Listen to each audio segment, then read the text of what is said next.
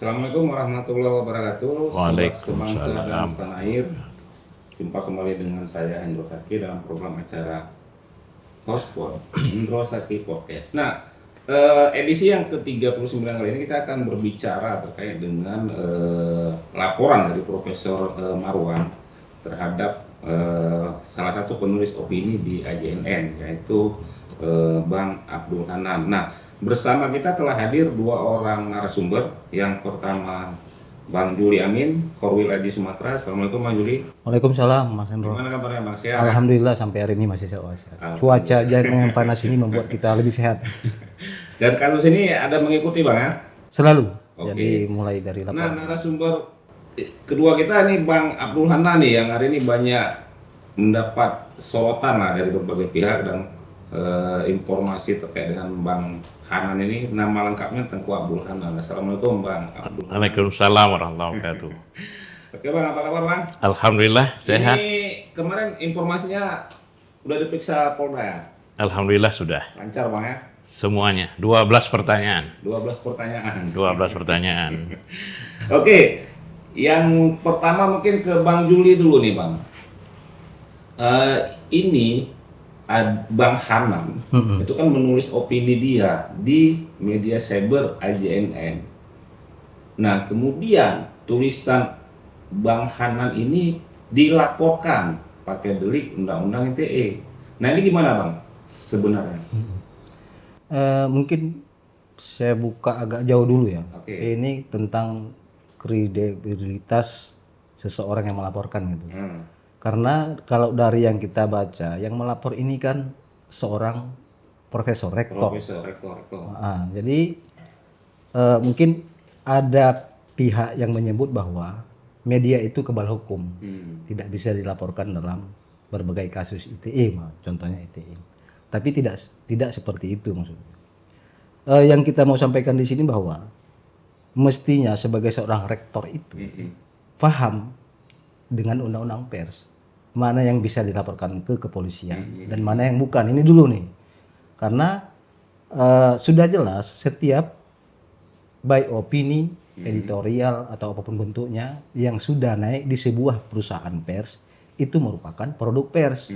Nah, itu semua di bawah tanggung jawab penanggung jawab media itu sendiri. Nah, jadi media itu kan tunduknya tertingginya kan Dewan Pers. Oke. Nah, mestinya yang dilakukan oleh pelapor itu ke Dewan Pers, bukan di kepolisian. Kecuali seorang wartawan yang melakukan pemerasan, itu di luar ranah produk pers. Jadi kita banyak orang menyebut emangnya wartawan itu kebal hukum. Tidak kebal hukum. Tapi dalam kapasitas apa dia kebal? Gitu.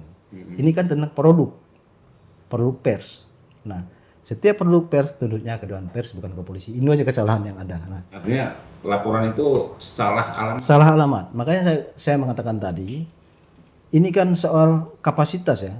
Ini rektor, karena kita berbicara rektor, guru besar gitu kan. Saya sebenarnya sedikit kecewa seorang guru besar yang kemudian kasus ini membawa ke ranah hukum gitu. Ke APH, para penegak hukum, bukan ke Dewan Pers yang idealnya sebagai seorang rektor paham gitu soal ini gitu. Nah, jadi kemudian salah satu lagi, kalau saya membaca dari opini Pak Hanan, sudah baca saat gejolak awal itu, karena saya mengikuti beberapa opini di beberapa media ya untuk menambah wawasan juga. Nah, di sini sebenarnya juga ada antara korporat dan person, kan gitu. Antara korporasi dengan person. Nah, ketika mengatakan rektor itu adalah jabatan universitas, bukan pribadi. Karena di situ seorang rektor bisa dikategorikan sebagai pejabat publik. Kenapa? Kenapa bisa dikategorikan itu? Karena fungsi universitas itu adalah mendidik. Pendidikan yang paling signifikan untuk membangun sumber daya manusia. Yang sumber daya manusia itu untuk kepentingan publik. Nah, masalahnya Pak Marwan ini melapor dalam kapasitasnya sebagai personal pribadi Profesor Marwan, dan itu sudah kita tanyakan kepada polisi apakah ini laporan sebagai kapasitas sebagai rektor. Ternyata bukan, dia melaporkan dalam kapasitasnya sebagai pribadi. Nah, anehnya pada saat dikonfirmasi oleh wartawan, dia suruh jawab sama humasnya. Nah, di situ itu Kontraproduktif. itu gitu di kan. satu sisi dia mengetahui bahwa Hmm. corporate kan, Ah. artinya bukan person, bukan pribadi, Makanya jadi ke humasnya. ke humas disuruh, Nah, artinya disuruh tanya. humas Sosial. USK kan. Sebenarnya dia dalam laporannya sebagai pribadi. Pribadi. Buset. Seharusnya pribadi yang menjawabnya kan. Asal- Nah, kemudian kalau kita lagi mau perdalam, isi dari opini yang ditulis oleh Pak Abdul Halim itu terkait pengelolaan anggaran kan. Ada ini kan, karena di kampus itu rektor itu sebagai pengguna anggaran, PA. PA, pengguna anggaran. Artinya ada yang harus transparansi gitu kan. Nah, transparansi. Itu lagi-lagi menyebut bahwa itu corporate. Kan itu bukan Betul. bukan individu. Hmm. Nah, jadi itu kalau dari beberapa opini yang saya baca ya. Oke. Itulah dulu Oke, cerita Bang awalnya. Anam, ini setelah dilaporkan sama Pak Marwan ini makin takut atau mungkin berani nih? Ini agak kacau pertanyaannya. Saya sebelum diperiksa di Polda, sehari sebelumnya saya juga di PAP di Kejaksaan Negeri Aceh Jaya dalam peristiwa yang lain lagi. Jadi kalau diperiksa, mungkin saya udah biasa. Saya ini atlet basket, jadi kalau tanding basket itu saya udah biasa gitu kan. Bang, tapi penting ini dipahami oleh publik juga. Jadi kan ada pertanyaan-pertanyaan yang kemudian berkembang bahwa ini Pak Hanan nulisnya karena dia mungkin kalah tender atau apa, ini bisa diluruskan dulu nggak Bang? Bahwa Baik. apa memang abang ini para pihak gitu, penting ini sekali. Yang pertama, saya dulu memang backgroundnya kontraktor dulu sekali. Oke. Sudah lama sekali. Kemudian saya tidak lagi berkontraktor.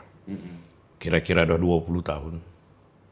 Saya terlibat di organisasi konstruksi. Jadi kalau bicara misalnya seperti PII, Persatuan Insinyur Indonesia, itu adalah organisasi konstruksi.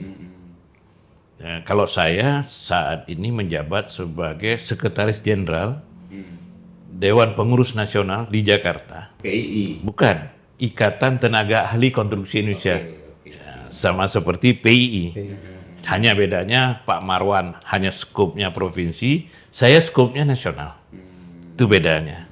Jadi saya di bidang pengadaan barang dan jasa khusus konstruksi itu sejak tahun 2030. Kalau saya cerita Undang-Undang 18 tahun 1999 itu tentang jasa konstruksi, sedikit-sedikit saya paham. Artinya apa yang abang tulis itu memang sesuai dengan kapasitas keilmuan yang abang miliki. Iya. Tidak ada tendensius sama sekali, tendensi untuk menyerang pribadi, kehormatan itu ada nggak ada.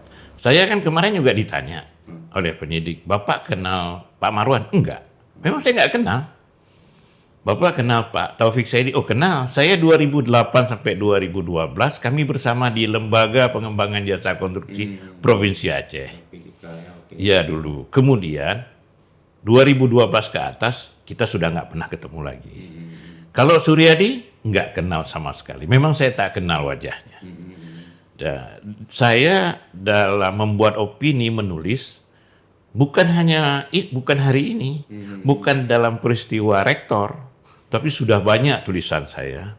Kemarin salah satu penyidik saya sebut siapa namanya, iya Pak Hanan, saya sudah baca semua tulisan Bapak. Itu dulu poin.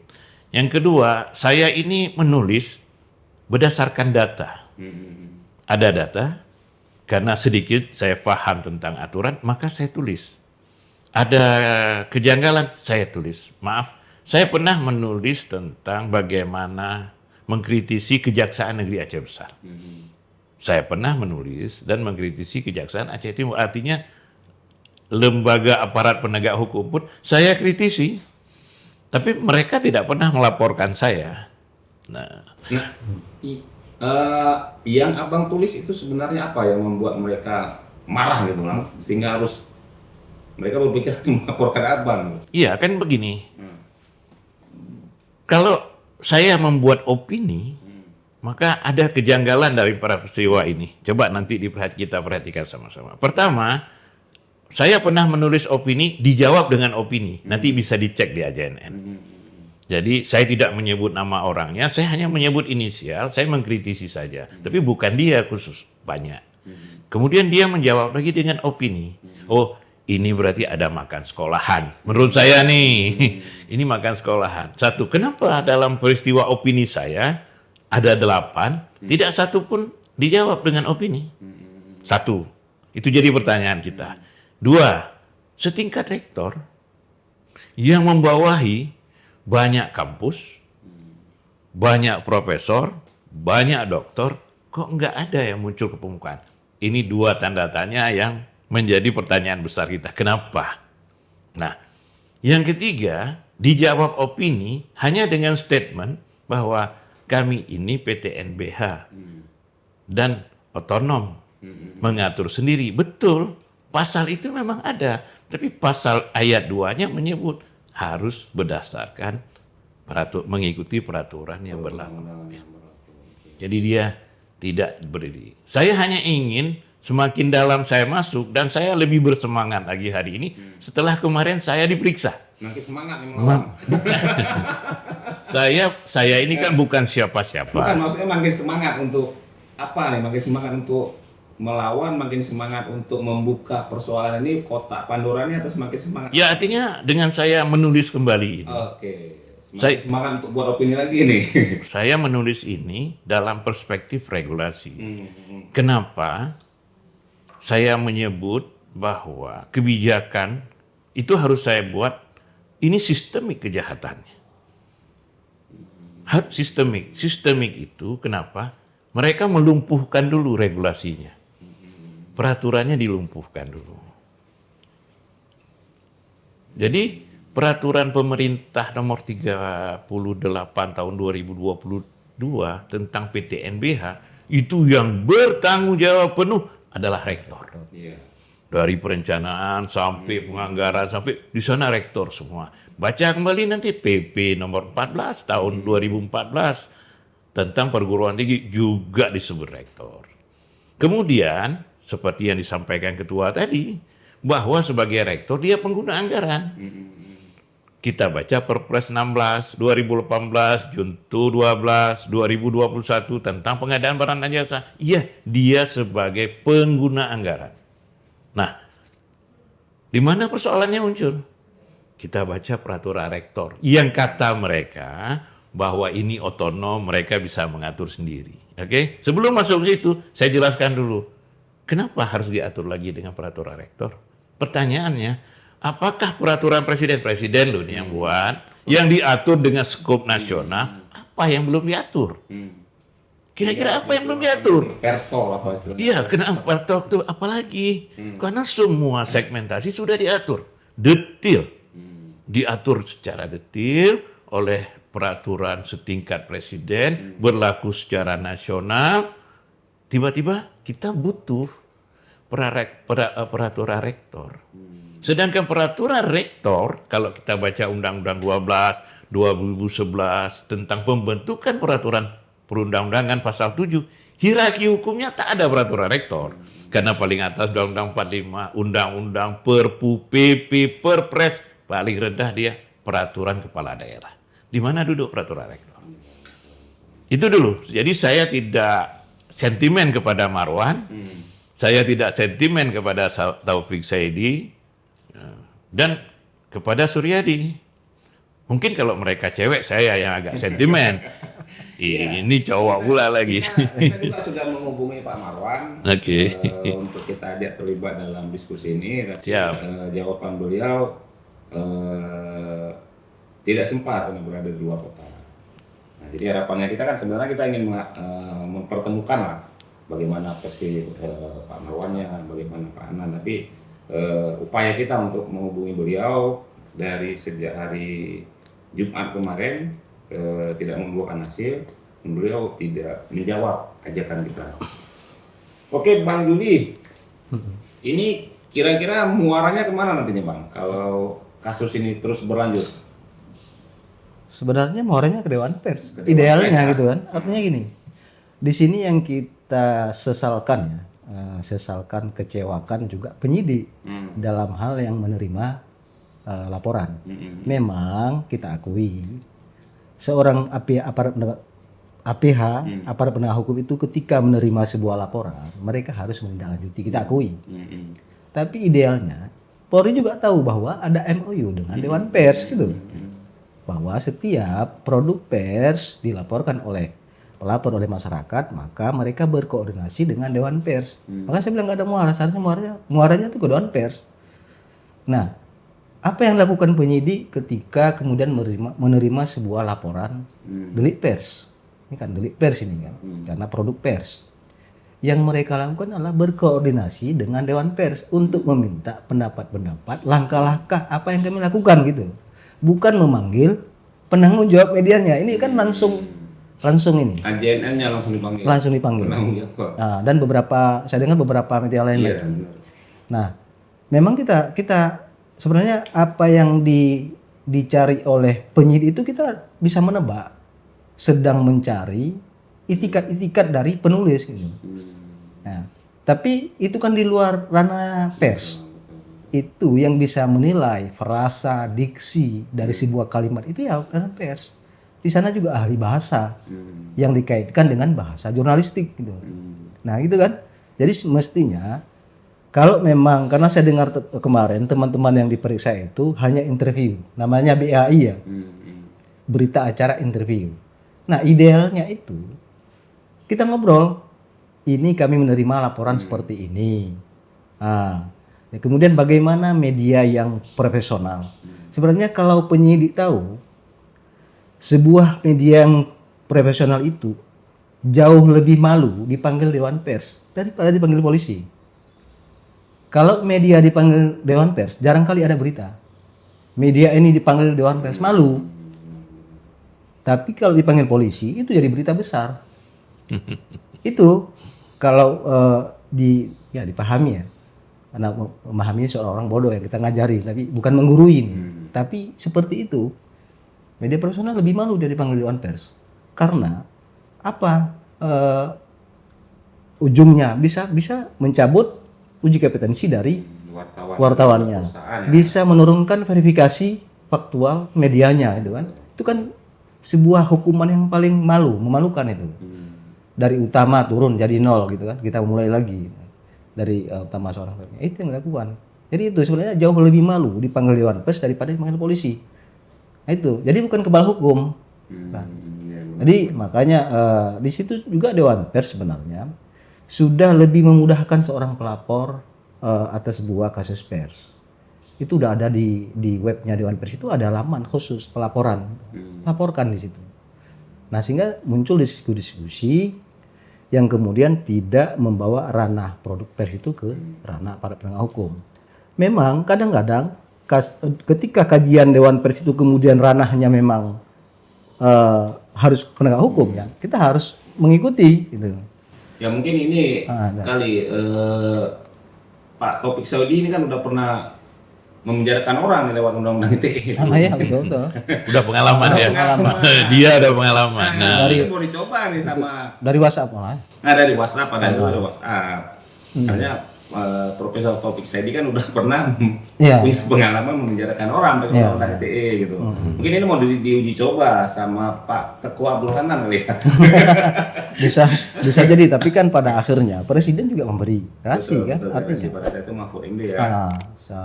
Seharusnya kan itu menjadi ini juga edukasi ya, bahwa tidak selamanya hukuman itu penjara gitu. Artinya ada hal-hal lain. Kalau memang mereka ingin menjerat penulis itu kan, mereka koordinasi itu dengan Dewan Pers. Jadi yang bisa menilai sebuah isi itu tadi frasa, diksi dalam sebuah kalimat, dalam kata gitu kan, itu ahli pers. Dewan Pers kan punya ahli pers di mana-mana, di Aceh juga ada. Kenapa polisi kemudian tidak berkoordinasi dulu, ngobrol kita, ambil pendapat dulu sebelum mengambil langkah dengan surat undangan, mengundang pemeriksa interview, itu yang masalahnya. Jadi kalau kita menyesali itu bukan hanya pada pelapor sebenarnya, juga yang menerima laporan. Yang nyata-nyatanya ada MOU, dan kita sudah pernah mengadvokasi beberapa kasus serupa sebenarnya. Nah, ini kan idealnya ini yang harus dilakukan oleh polisi adalah menyelidiki dulu yang dibuka oleh penulis.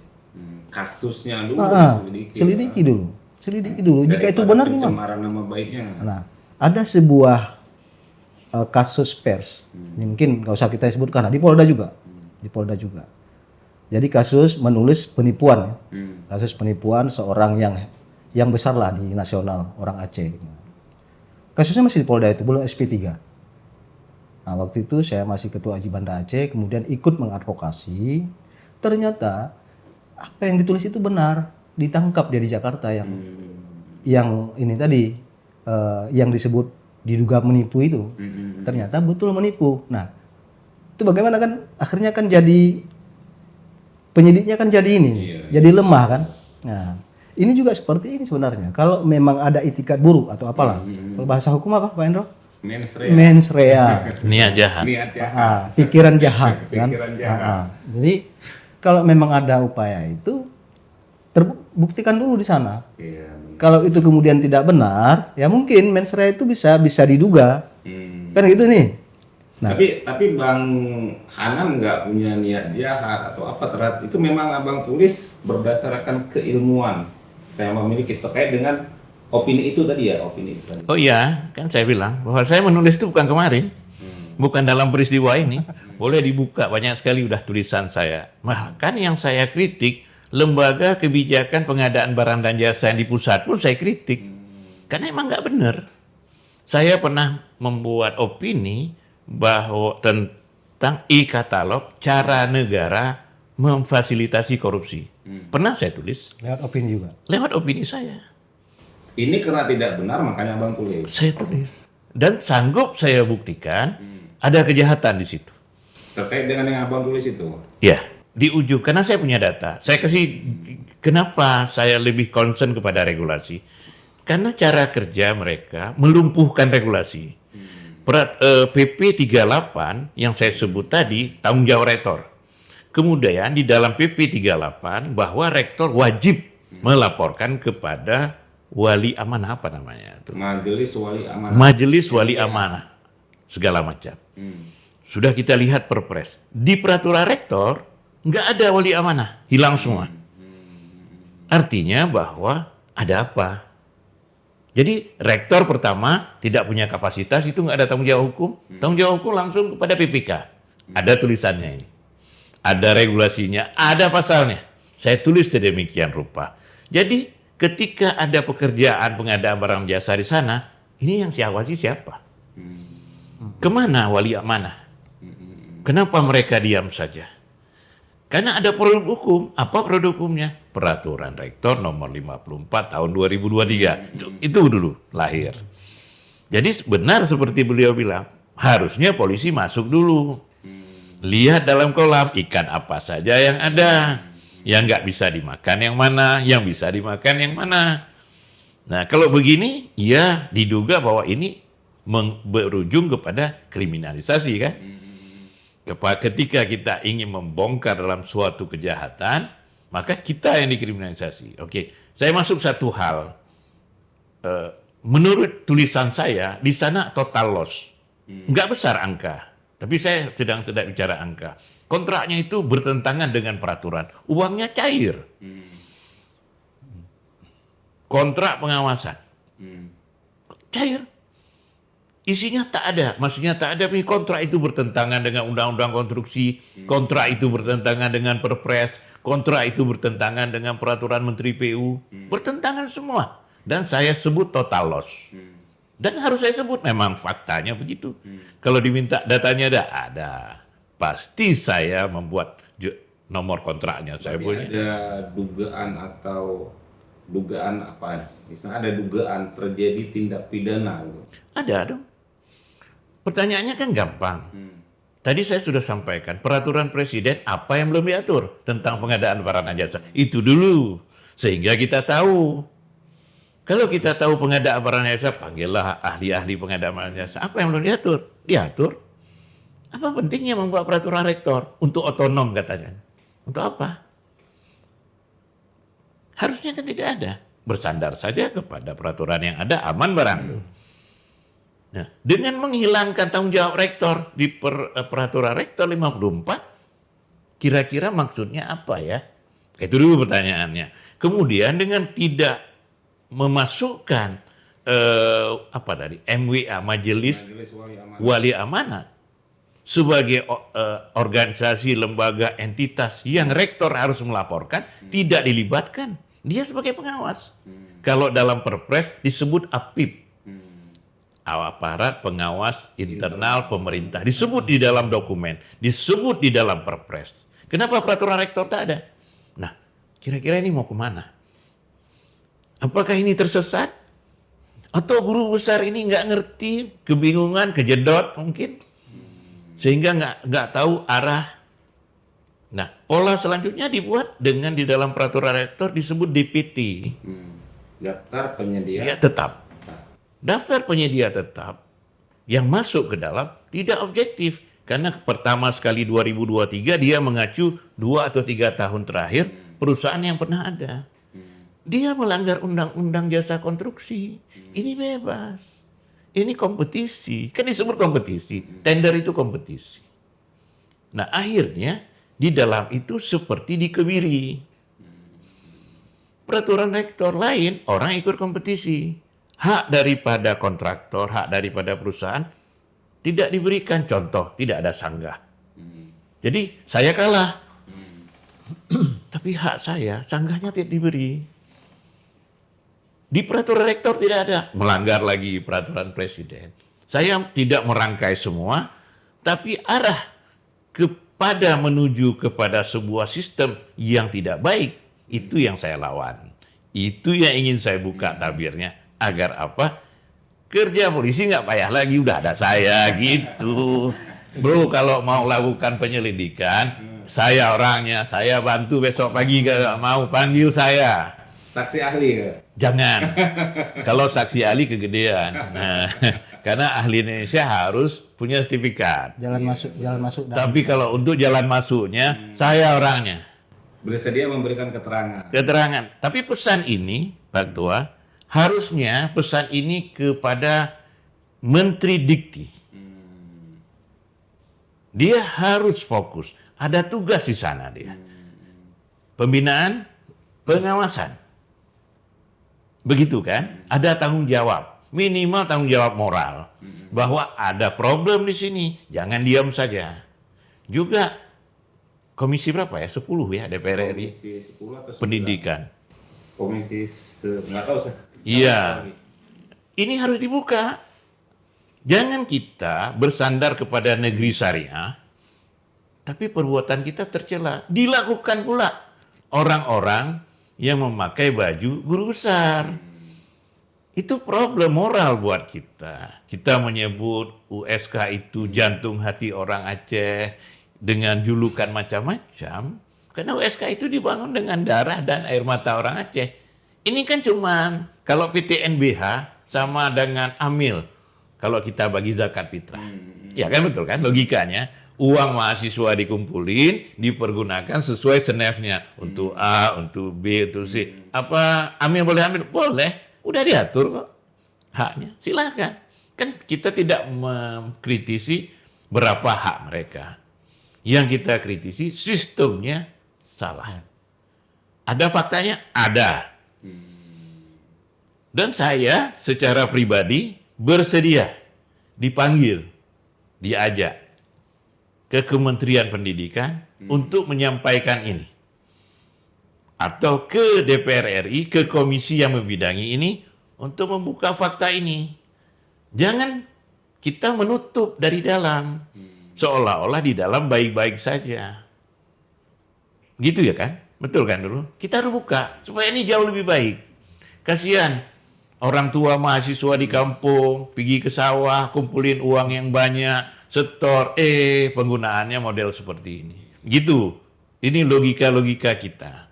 Nah, tadi di awal Abang menyampaikan bahwa secara pribadi tidak kenal dengan Marwan, tapi kenal dengan Pak Taufik Saidi, pernah bersinggungan lah dalam beberapa organisasi. Nah,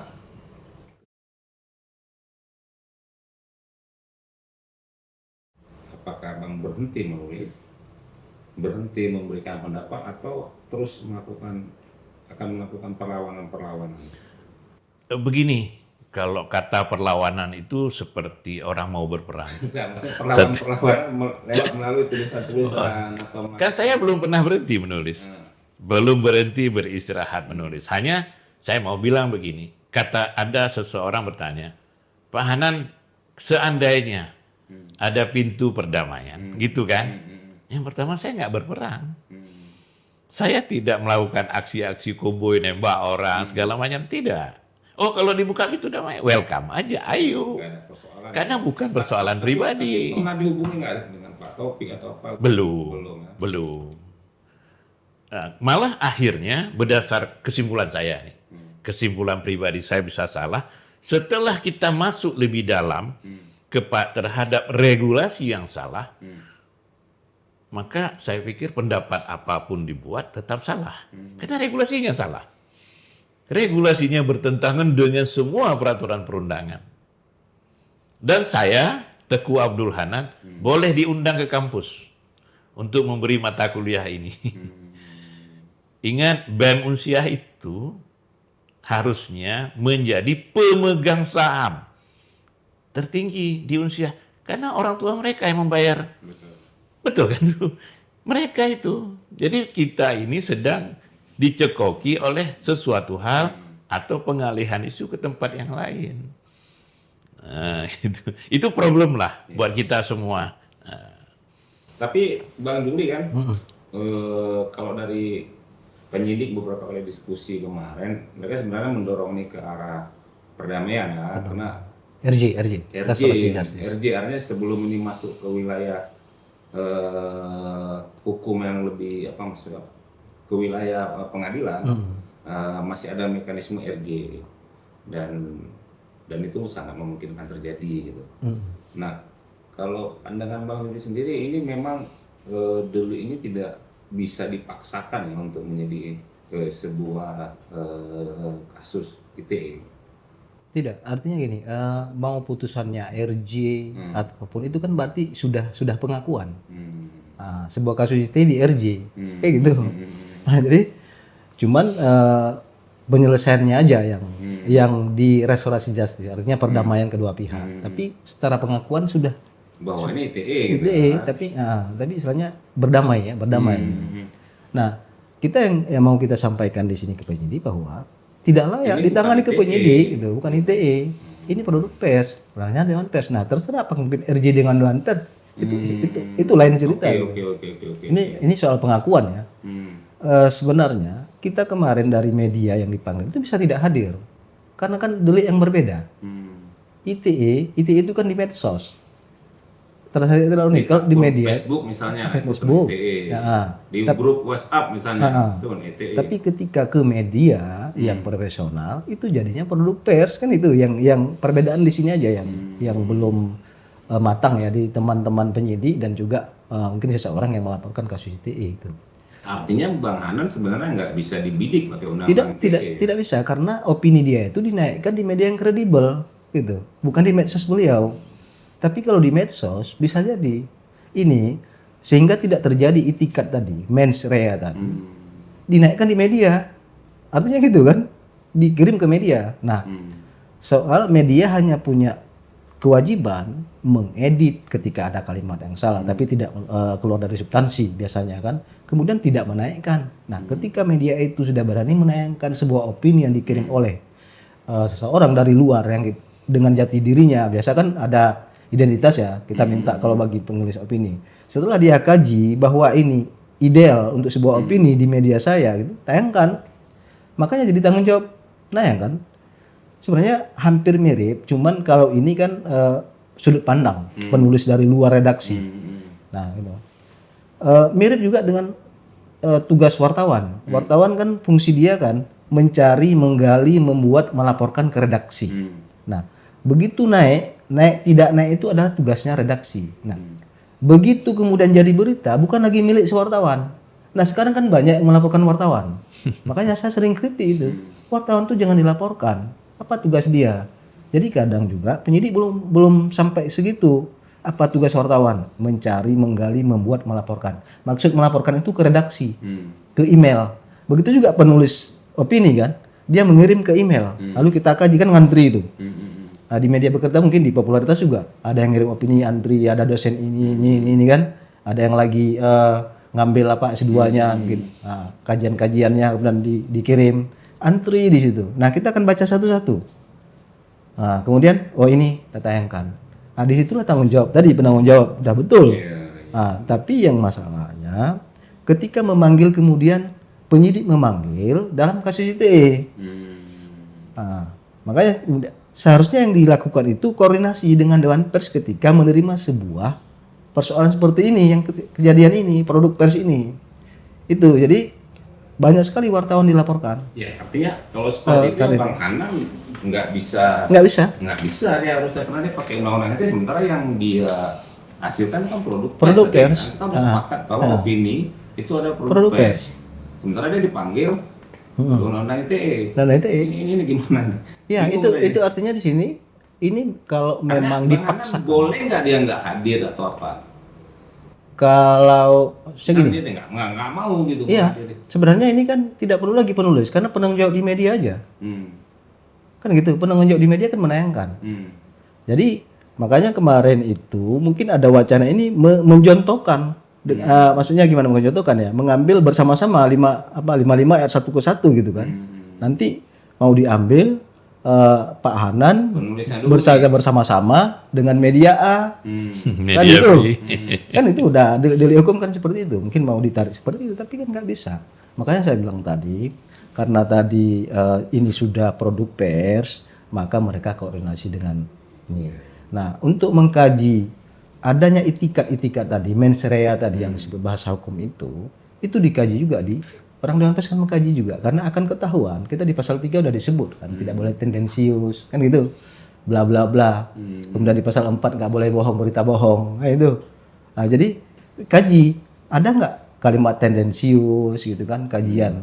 Nah, apa hukuman kemudian dari hasil kajian Dewan Pers itu yang harus kita terima sebagai media. Artinya ini kontennya sebenarnya. Jadi konten sudah tayang di media.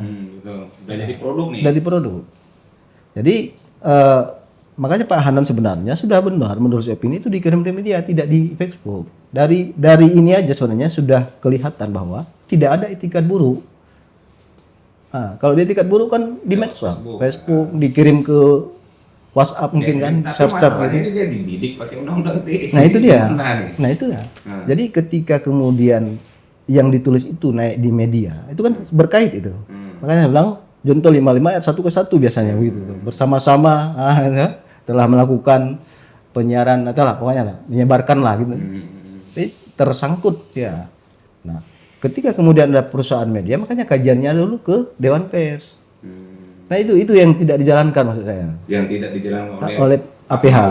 Pak Marwan. Pak Marwannya juga tidak melakukan itu. Nah, melakukan itu mestinya dia melaporkan dulu ke Dewan Pers. Nah, seorang profesor kan punya jejaring lah di Dewan Pers kan, di sana juga dan ada. Dan itu biasa memang. Abang sering menangani kasus-kasus itu. Iya. Yang merasa dirugikan akibat opini itu kan bisa melaporkan ke Dewan Pers. Tetap Pers itu kan selalu Abang ikuti. Iya, saya selalu ikuti. Makanya yang kita sarankan ketika sebuah apakah konten dari konten berita yang kaedah jurnalistik, kemudian karena kita tidak bisa menilai, hanya yang bisa menilai itu Dewan Pers, ketika produk pers itu hanya mereka. Jadi nggak boleh, saya tidak tahu ini salah, opininya Pak Hanan salah, tapi saya nggak bisa mengatakan itu salah, karena punya kapasitas. Mereka kan punya ahlinya, ahli persnya itu disumpah gitu kan, bahwa penilaian mereka itu harus jujur. Nah, itu jadi saya tahu tulisan ini tenden ini, tapi saya nggak bisa menyebutnya. Ya biar dikaji Dewan Pers dulu. Nah itu tadi persoalannya kemudian Bang, ini kan ambigu ini ya. Ambigu terkait dengan hukum, bahwa kemudian penyidik membuka ruang restoratif justice, artinya kan pakai undang-undang ITE. Ada pengakuan. Mengakui gitu. Nah sementara Bang Hanan sendiri tadi disampaikan bahwa ya dia terbuka kalau ada ruang perdamaian. Sebenarnya perdamaian seperti apa nih yang sebenarnya yang bagus lah kalau menurut Abang? Mencabut laporan kalau memang itu, karena melapor balik ke Dewan Pers gitu. Mencabut laporan dari APH oleh pelapor, kemudian melaporkan kembali ke Dewan Pers. Itu yang harus, itu lebih ini. Karena ini sengketa pers kita Sengketa akan pers. laporan dari Polda. Nah, kan? mungkin nanti yang mendamaikan biasanya itu Dewan Pers, kan juga ada perdamaian karena mereka akan memberi keterangan mengambil keterangan kedua pihak. Betul, betul. Nah, itu. Makanya kemudian apa langkah-langkah selanjutnya? Memberi hak jawab opini tandingan atau apalah. Atau media itu kemudian dihukum dia untuk berapa biji opini yang dikirim, berapa buah opini, umpamanya 5 atau dia juga diberikan kesempatan yang sama, durasi yang sama. Itu hukumannya kan adil. Betul. Jadi Nah ini terjadi menarik perdamaian. sebenarnya Bang Hanan. Tadi Bang Hanan bilang ya kalau mau ada damai dia terbuka gitu. Ini Karena saya tidak berselisih. Kan gitu dulu. Kan ada istilah di anak-anak begini. Ada cowok dan cewek dekat. Dia bilang gini, "Dek, kita putus aja." Emangnya kita pacaran? Ya, itu masalah. Iya. Jadi saya diajak damai, oke. Orang saya tidak ada persoalan pribadi. Kenapa nggak saya terima? Kayak gitu kan. Nah, tapi lebih daripada itu begini. Di satu sisi laporan Marwan, CS, diterima dengan Undang-Undang ITE. Saya membuka tabir kejahatan dalam pengadaan barang dan jasa. Kenapa polisi nggak berminat? Itu dulu poinnya. Ya kan? Betul dulu kan? Nah, kenapa polisi nggak berminat? Saya tulis itu. Di 8 tulisan saya, coba baca. Tentang konsultan pengawas. Dan saya sebut total loss. Kenapa itu tidak menjadi pencemaran nama baik? Gitu kan? Harusnya saya, itu pencemaran nama baik. Mana datanya? Coba saya lihat. Apa kajiannya? Bagaimana analisa hukumnya? Iya, artinya polisi bisa masuk ke situ kalau Sudah memang bisa. Orang nggak kelihatan aja polisi masuk. Nggak kelihatan nih. Apalagi petunjuknya sudah ada. ada clue nih yang Abang buka ya. Ada. Saya bisa buka. Datanya ada. Saya hari ini dibawa kemana? Ikut. Ke kuburan ya jangan. Karena nggak ada orang sana. Jadi ini lagi Siap, Pak siap. Andro kan. Macam ini tadi seharusnya kan. Itu kan bukan dari aduan ketika dugaan-dugaan itu. Kalau mungkin ini kan aduan, dari aduan lah kalau ITE tadi. Tapi kalau yang dibuka oleh dalam tulisan opini itu kan bukan dari aduan, itu kan khusus. Ya, bisa turun aja langsung gitu kan. Ya. Tapi mungkin kita nggak tahu, mungkin juga sedang menyelidiki ya, karena Ada dugaan peristiwa pidana yang itu bisa masuk nah, langsung. karena itu kalau kita baca dari tulisan itu lebih ke pidana khusus karena soal anggaran kan, soal anggaran negara yang dikelola oleh kampus yang tadi loss karena kan kesalahan administrasi membuat semuanya itu salah. Jadi sebenarnya itu kan apa namanya itu kesalahan administrasi dalam sebuah project itu semuanya salah. Jadinya loss, nggak salah dia. Dalam kalimat hukum juga seperti itu yang sering kita wawancara penyidik ya. Kemudian yang harus dilakukan ini seandainya ini kemudian terbukti yang mungkin tengah diselidiki kita nggak tahu kan karena penyelidikan itu kan rahasia. Salah satu yang dirasakan oleh penyidik kan saat penyelidikan mungkin tahap 2 mungkin mereka buka. Nah jika di sana kemudian terbukti umpamanya sudah terjerat lah, beliau sudah terjerat ITE-nya tadi. Nah ini kan. Lalu terbuka di sana ini bagaimana memulihkan? Pidananya terbukti juga gitu. Itu. Nah, sementara yang dibuka melalui opini itu adalah persoalan yang tadi terjadi tindak pidana. Jadi di mana letak tadi? Ya itulah tadi saya bilang contoh yang kita advokasi kemarin. Akhirnya kan diam aja kasusnya. SP3 juga enggak. Yang ditulis dulu melawan karena ya pepatah di KPK kan pernah buat apa risih ya. Kalau bersih. Itu dia maksudnya. Artinya Itu poinnya. Buat apa risih kalau bersih? Nah, itu dia poinnya. Masalahnya risih nih. risih. makanya Nah. Risih. Dan yang lebih meyakinkan lagi, menurut saya, ketika Marwan sebagai rektor dan Marwan sebagai ketua PI. Jadi dia memasukkan persyaratan. Saya nggak dalam artian begini, karena saya selalu menyampaikan itu dalam perspektif orang itu bukan orang dalam jabatan, entitasnya. Seandainya saya sebut peraturan rektor, ada peraturan rektor, itu produk Marwan atau produk siapa? Produk rektor. Rektor sebagai jabatan. Rektor sebagai fungsi, rektor sebagai tugas. Dia nggak punya marwah, dia nggak punya harga diri karena jabatan, Pak. Nah, sekarang ketika peraturan rektor ini lahir, waktu itu Marwan sebagai rektornya. Pertanyaannya, siapa yang minta bertanggung jawab terhadap peraturan ini dulu? Itu dulu poinnya. 1, 2, peraturan ini melanggar dengan semua peraturan. Siapa yang harus masuk ke dalam persoalan ini? Menteri kah?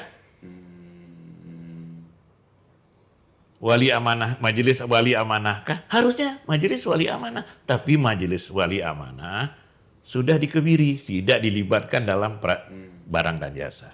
Lu di luar sistem, di luar pagar. Aturannya ketika menerbitkan perpor harus Ya, kan begini, peraturan tadi pertanyaannya, apa yang belum diatur oleh Perpres? betul. Oke, karena ada istilah kekhususan kita, PTNBH, dia tetap harus terlibat.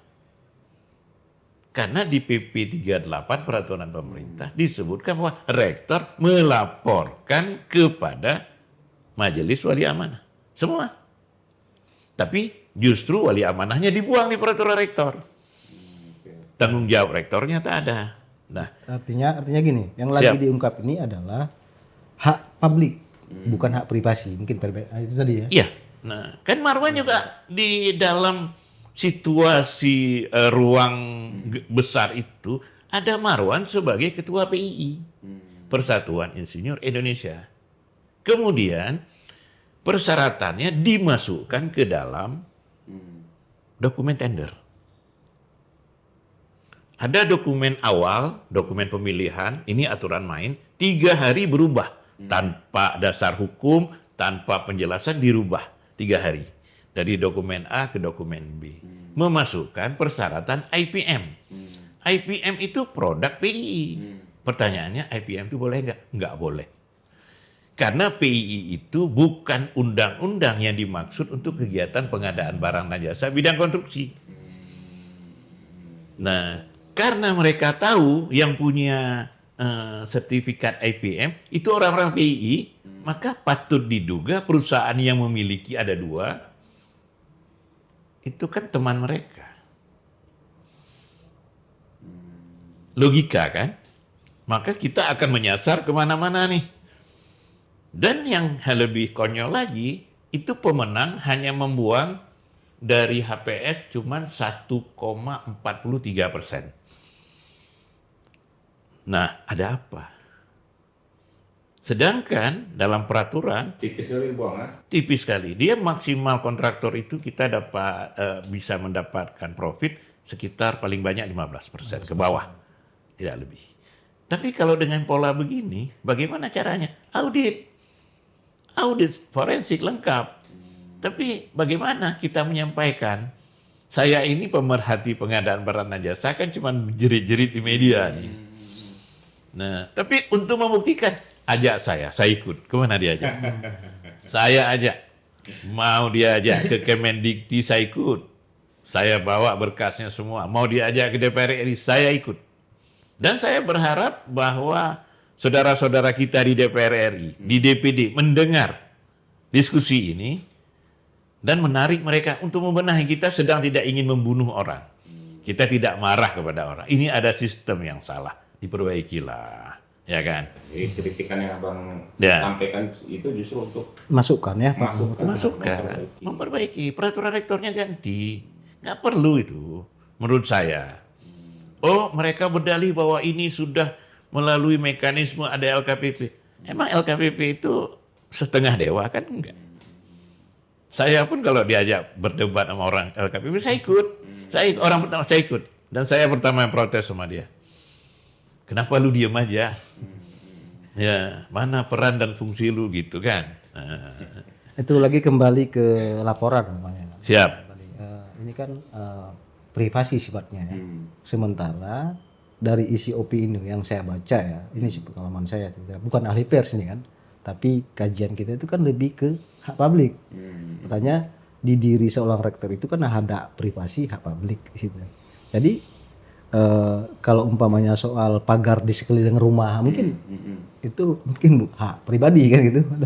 Tapi kalau anggarannya juga dari umpamanya dari kampus ya masuk lagi ke ranah ini. Iya, makanya menjadi Perbedaan agak ambigu kemudian itu kan yang Bang Anan kan dibidik Undang-Undang ITE pasal 27A itu ya. Sementara 27A itu kan sudah dinyatakan tidak berlaku untuk oleh korporasi MK ya, untuk korporasi ya, sebuah korporasi, lembaga atau sebagainya gitu. Makanya kemudian institusi dia melaporkan secara pribadi itu ini. maksudnya. Nah, tapi kemudian ketika ditanyakan kembali oleh JNN, disuruh tanya sama humas. Artinya ada pengakuan bahwa itu kan Lucu sebenarnya kan? Iya. Nah, Tapi ini saya lebih sebenarnya lucu lagi. konstitusi. Saya lebih lucu lagi Pak Hendro nih. Eh, Karena Bapak itu mengundang Pak Marwan dalam kapasitas dia sebagai rektor atau sebagai ketua PI. Iya dong. Iya. Iya dong, karena persyaratannya ada. Hmm. Jadi ada orang yang bisa melihat persoalan lain, Pak. Hanan namanya. Kalau saya nggak buka ini, maka saya kan bagian daripada asosiasi konstruksi. Banyak orang yang menyampaikan, nggak boleh begitu Bang. Karena asosiasi tenaga ahli bukan PII aja banyak. Ada di Aceh ini. Kenapa mesti dia yang dipakai? Gitulah. Artinya harus berdasarkan undang-undang atau peraturan yang berlaku gitu. Jadi bukan karena Pak Marwan sebagai rektor, dengan serta-merta persyaratannya PI dimasukkan ke dalam. Nggak boleh. Karena itu bertentangan. Pasti ada konflik of interest tadi ya. Itu sudah pasti ada. Karena sudah sanggup kita lihat benang merahnya. Pak Taufik Spaidi pun ada di PI sebagai wakil ketua. Terus salahnya di mana? Kenapa aparat penegak hukum lebih senang lihat yang nggak seksi daripada yang seksi? Ini seksi loh. Kalau dalam artian penegakan hukum ya, seksi itu gitu menurut saya. Oke Bang Guli, ini pembelajaran apa nih Bang yang bisa kita ambil dari kasus ini? Ya, artinya ketika seorang pejabat publik ya, kemudian ada sebuah konten atau produk di perusahaan media, tidak serta-merta melaporkan ke APH. Itu harapan kita. Artinya baca dulu kemudian, karena di seorang pejabat publik itu ada hak publik dan hak privat. Ada di dia melekat. Jadi ketika berbicara anggaran publik otomatis sebenarnya ke hak publik yang ada di diri seorang pejabat itu, gitu. Termasuk tadi sang rektor ya, sebenarnya di USK itu yang membawahi beberapa fakultas ya. Jadi di situ juga ada publik yang harus di tubuh seorang rektor itu melekat di tubuh dia, di jabatan dia tadi, karena jabatan dia. Nah, kemudian ketika terjadi konten itu yang merasa dirugikan dirinya, artinya ketika di media, ke Dewan Pers, itu harapan kita. Artinya kaji dulu, kan ada kawan-kawan lah ahli-ahli pers di Aceh ini banyak. Kita mau ketika ada seseorang, saya ini tidak senang dengan pemberitaan ini, apa langkah saya? Kita mau. Kantor AJI itu selalu terbuka, karena kita memang di AJI, itu kan AJI fungsi dia kan 3. Pertama sekali kemerdekaan pers, inilah yang kita jaga ini. Kemerdekaan pers, yang kedua profesionalisme. Makanya kita mendidik kawan-kawan wartawan jangan asal menulis gitu kan, jangan langgar KEJ. Nah, kalau yang ketiga mungkin lebih ke perusahaan karena kesejahteraan. Tapi inti utamanya itu kemerdekaan pers. Nah, makanya kemudian setiap ada kasus seperti ini, AJI selalu di depan, demo, aksi, kan gitu, audiensi yang kita lakukan karena menjaga ini. Artinya sebenarnya audiensi itu yang kita lakukan adalah untuk edukasi bahwa ketika produk pers itu jangan langsung ke para penegak hukum, sehingga dibuatlah MOU antara Dewan Pers dengan kepolisian, kejaksaan dan lain-lain, dan yang itu setiap tahun diperbarui. Setiap tahun diperbarui, 5 tahun sekali diperbarui. Nah itu yang menjadi masalah. Memang di penyidik ini kadang tidak salah, karena dari beberapa yang kita advokasi, mereka ini tingkat bawah, itu kan perintah atasan. Jadi contoh kasus lagi ini Bang, bagaimana lah kami ini kan dekat dengan bos, itu kan. Jadi sebenarnya ada 2 hal dilema ketika melaporkan media. Si penyidik itu sebenarnya dalam dilema dia, yang memeriksa kita itu. Jadi dari beberapa kasus yang kita advokasi ya, dilema dia. Dia sebenarnya mau koordinasi dengan Dewan Pers, tapi ada paksaan gitu. Karena unsur ini tadi, unsur pelapor dengan atasan mungkin kedekatan-kedekatan gitu.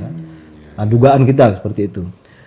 Di media sebenarnya kita kan Pak Hendro diperiksa maunya dengan hadir kan. Kita tahu bahwa itu ya apa kaitannya dengan produk pers. Tapi karena mitra menjaga juga dia, kita hadir. Sebenarnya kehadiran kita itu bukan takut karena panggilan, menghargai gimana ya? Menghargai karena kita Mitra merasa dengan- bahwa semua warga negara bersamaan Bersamaan. di depan hukum sama. Jadi si penyidik tadi dalam dilema karena desakan dari atasan, si media tadi menghargai teman-teman penyidik. Padahal kita tahu bahwa ini produk pers. Kenapa kita harus hadir memberi keterangan dengan kasus ITE? Logikanya ada pengakuan juga dong. Tapi kemudian sampai di sana mereka khilafiahkan dengan BAI kan interview. Berita acara interview. Nah, khilafiah misalnya. Jadi berita acara interview. Nah, khawatir kita itu jadi kemudian berita acara pemeriksaan. Nah, gitu kan? Kan di khilafiah lagi. Nah, itu yang kita khawatirkan. Makanya seharusnya kita juga jangan hadir. Iya. ITE kok saya bilang gitu. Karena keterangan kita nanti akan digunakan untuk sebagai alat memperkuat. Akhirnya kita secara tidak sadar telah ikut menjerat narasumber di media kita sendiri. Padahal sebenarnya kita Itu tugas kita melindungi. sumber dan itu memang kode etik kita. Kode etik melindungi kita. narasumber. Memang kalau di pasal hak tolak itu yang sifatnya anonim. Nah, ini kan kalau di dalam konten jurnalistik ya, yang namanya dianonimkan itu kan rahasia, gitu kan? Itu sampai kecuali ada emang dari majelis hakim lah kalau udah sidang harus kemudian Harus dibuka membuka narasumber. narasumber baru kita bisa buka. Tapi ini kan opini yang penulisnya memang harus Ada. secara latah kita tulis ya oleh si A gitu kan, tidak Nama ada bukan fotonya nama. lagi. Tapi apa kemudian kenapa kita melindungi? Karena kita sudah mengambil opini itu untuk kita tayangkan, itulah penanggung jawab kita. Jadi sama aja sebenarnya, sama aja. Karena ada kemudahan sebenarnya opini ini. Ya dijawab dengan opini kan gitu. Kalau Ini akan teropini. opini kalau pemberitaan media yang sibuk. Karena kenapa harus mengambil hak jawab? Betul. Hak jawab. Ini sebenarnya kalau opini ya tulis aja opini, apalagi rektor kan. Iya. Nah ini Para yang sebenarnya disampaikan intelektual. Pak Hanan tadi bahwa dia sudah begitu banyak menulis opini, Iya. tapi baru hari ini dilaporkan. Ya, enggak, bukan itu dulu. Saya kemarin pun saya nggak pernah hitung karena setiap opini yang sudah saya itu udah milik publik, nggak pernah hitung 1, 2, 3 nggak pernah. Tapi kemarin disampaikan ada 8 Pak Hanan. Iya, coba tulisan 1, 2. Oh, banyak ya. Saya sudah tulis. Tadi ada 2 yang masih. Kenapa opini tidak dijawab dengan opini? Itu satu. Kedua, rektor punya banyak sekian guru besar, doktor, macam-macam disiplin ilmu, kok tidak ada satupun. Apa mereka nggak mau dukung? Kalau saya bilang mereka nggak ngerti, nggak boleh saya bilang nggak ngerti. Karena mereka ada di wilayah hukum, di wilayah macam-macam. Dan setelah 2 hal ini tidak terjadi, produk akhirnya adalah melaporkan. Kan itu. Nah, dia tidak menjawab opini dengan opini. Yang kedua, di bawah dia banyak guru besar, tapi tidak ada yang bersuara. Baik membela rektornya, baik membela terhadap peraturannya, kan nggak ada. Nah, Jawabannya melapor. Ya, jawabannya hanya jawabannya melaporkan. Ironinya salah lagi laporannya. Ya, gitu. Dua pihak, kan? Gitu. Nah, laporannya justru ke polisi. Ke polisi. pakai Nah, undang-undang. kalau ditanya, Pak Hanan mau berdamai? Saya tidak berselisih. Kan saya nggak berantem. Tapi kalau dibilang mau berdamai, saya welcome. Itu kan.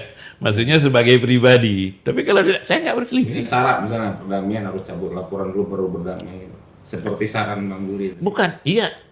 Kalau urusannya RJ kan akhirnya itu berdamai tapi dalam posisi dalam wilayah hukum kan.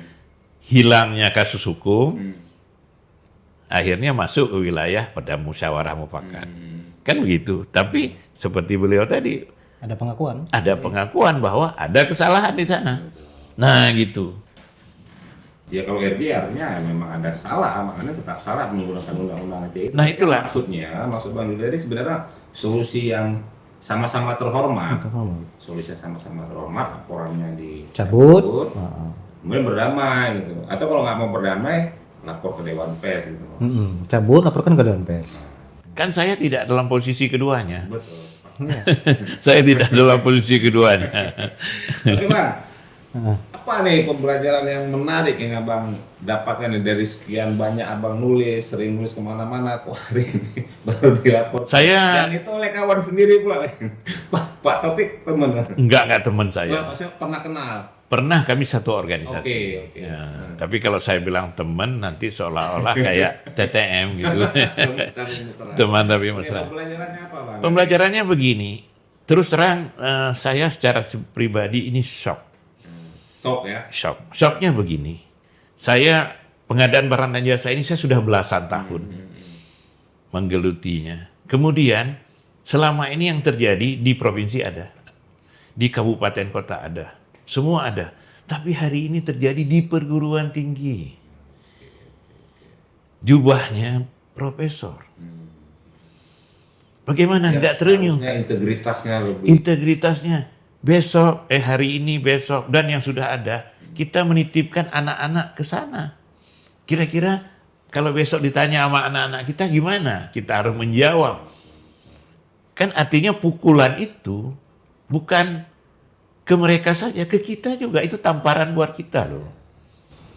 Bagaimana Nah, kita ngirim anak kita kuliah di sana sementara Iya, mereka kita ragukan. iya. Integritasnya sakit kepala kita. Sakit kepala kita. Sementara itu USK tertua nomor wahid di Aceh dengan macam-macam labelnya.